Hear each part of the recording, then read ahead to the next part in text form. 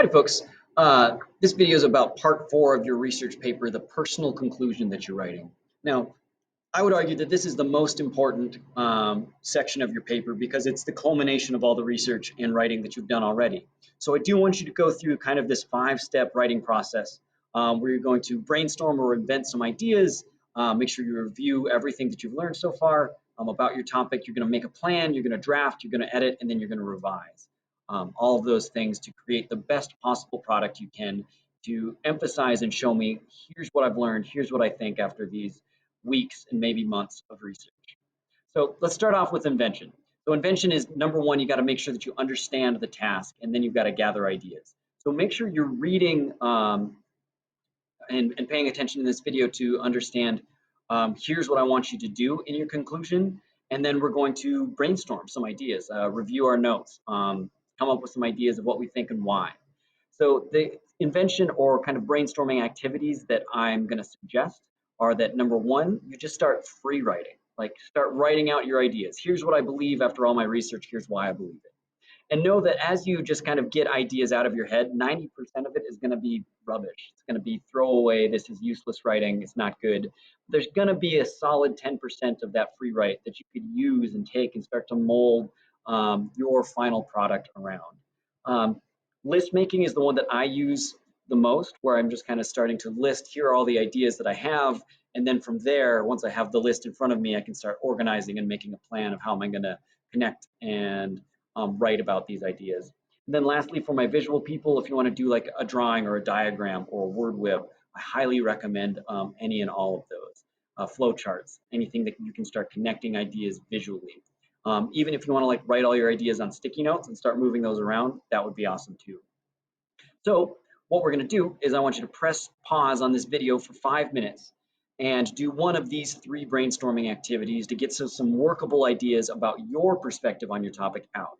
So what do you believe? Why do you believe it? Based on what evidence or what support? All right, 5 minutes. Free write, create a graphic diagram, or do some list making.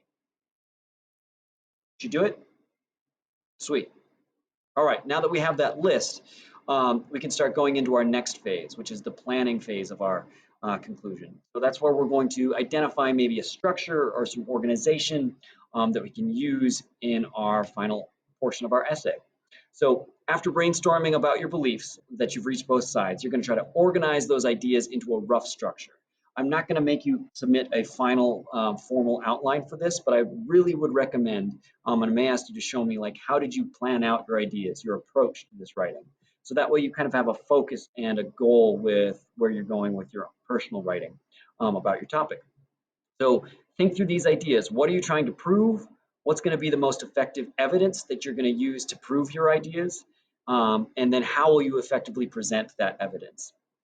Typically, think through your main ideas and then break that main idea down into supporting ideas, and then figure out, okay, what pieces of evidence am I going to use to support my supporting ideas, and eventually come back and connect to my own thesis.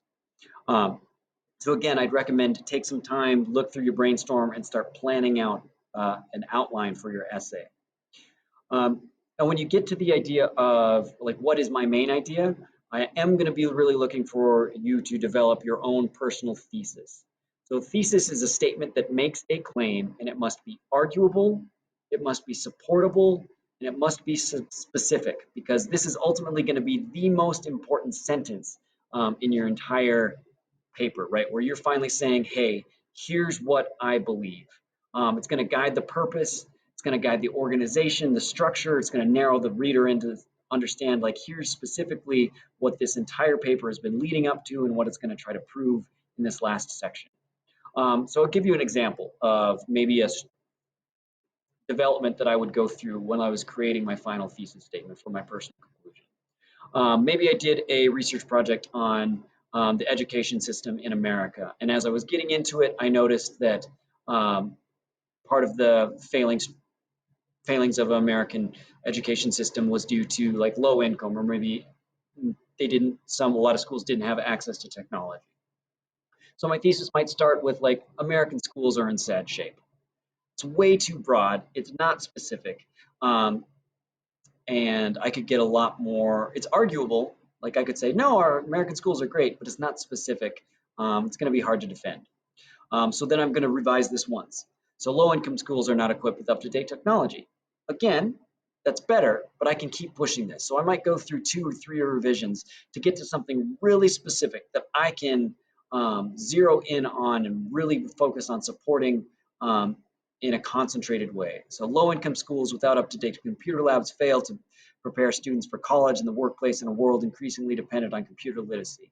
You know exactly where I'm going with the rest of my paper and what my issue is and my perspective is on this idea of how are we going to help low-income schools. All right, so before we go on, I want you to press pause and test yourself. What 3 things does a thesis need to be? Press pause and see if you can remember. You do it? They're specific, they're arguable, and they're defendable. You can find research to back them up. All right, one more time, in terms of organization, you're going to start off with an introduction leading into your thesis about here's what my idea is. Finally, at the end of all your research, you get to have an opinion. You can say I in this, just use it sparingly. Then you're going to support that idea with supporting claims, using your evidence from your research, and finally make sure you're explaining that evidence and how it proves your idea. Okay, so finally, what's the takeaway? I want you to take, again, press pause on this video and take about 5 to 10 minutes to plan your approach to how you will craft your conclusion if you haven't done that yet. Take your brainstorm, take your organizational outline and start thinking through, okay, what is this going to look like? How am I going to craft a cohesive, thoughtful argument expressing my own personal opinion? All right, good luck, folks.